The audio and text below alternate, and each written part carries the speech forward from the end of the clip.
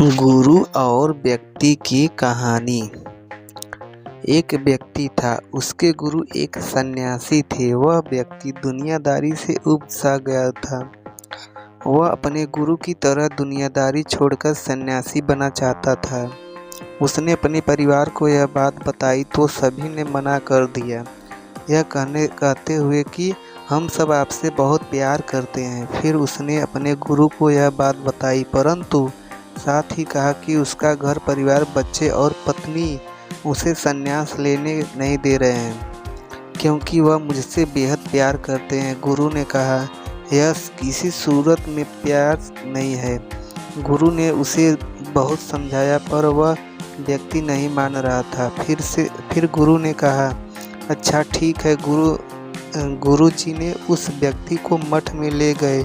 इसके बाद गुरु ने उसे योग विद्या सिखाई, जिससे वह अपनी सांसें रोककर मुर्दे जैसा अवस्था में घंटों तक रह सकता था। यह सब सिखाने के बाद गुरु ने उसे एक योजना बताई और उसे घर भेज दिया। उसने दूसरे दिन वह व्यक्ति अपने घर पर मुर्दा पाया गया। परिवार के सारे लोग इकट्ठे हो गए। सभी रो रहे थे, विलाप कर रहे थे।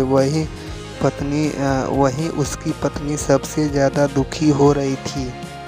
पूरे घर में कोहराम मच गया था। सभी की आंखें नम थी। वह व्यक्ति मुर्दा अवस्था में था, मगर योग अभ्यास से आसपास के माहौल को महसूस कर सकता था और सुन सकता था। उसे बड़ा सुकून मिला कि उसका परिवार मुझे कितना प्यार करते हैं। अतः उसने संन्यास का इरादा त्यागने का फैसला कर लिया। कुछ ही देर बाद उस व्यक्ति के गुरु वहां पहुंचे। गुरु ने उस सभी को शांत किया और अपने शिष्य के बड़े शव को देखा। कुछ देर बाद शव को देखने के बाद उसने परिवार वालों से कहा, इस शव में जान फूंका जा सकता है। इस व्यक्ति को मैं अपनी विद्या से उसे बड़ा सुकून मिला कि उसका परिवार उसे कितना प्यार करते हैं। अतः उसने संन्यास का इरादा त्यागने का फैसला कर लिया। कुछ ही देर बाद उसी व्यक्ति को गुरु वहां पहुंचे। गुरु ने सभी को शांत किया और अपने शिष्य के बड़े शव को देखा। कुछ देर शव को देखने के उसके परिवार वालों को कहा कि इस शव में जान फूंका जा सकता है। इस व्यक्ति को मैं अपनी विद्या से जिंदा कर सकता हूँ। यह बात सुनकर घर के सभी लोग बहुत खुश हो गए। सभी को एक उम्मीद की किरण नजर आ रही थी। फिर सभी ने उस सन्यासी से कहा तो आप यह काम जल्द से जल्द करिए। इस पर उस सन्यासी ने कहा, एक समस्या है। इस कार्य के लिए परिवार के किसी अन्य सदस्य को अपने प्राण त्यागना होगा। यह सुनकर सभी लोग की सांसें रुकी रह गई। सभी ने एक दूसरे को देखा। सन्यासी ने परिवार के सभी सदस्यों को एक एक कर पूछा, किसी ने भी हाँ नहीं की।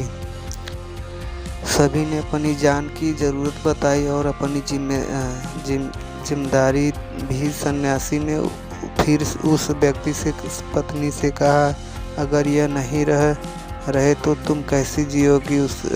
उसकी पत्नी ने तुरंत जवाब दिया कि मैं इनके बगैर भी जी लूँगी।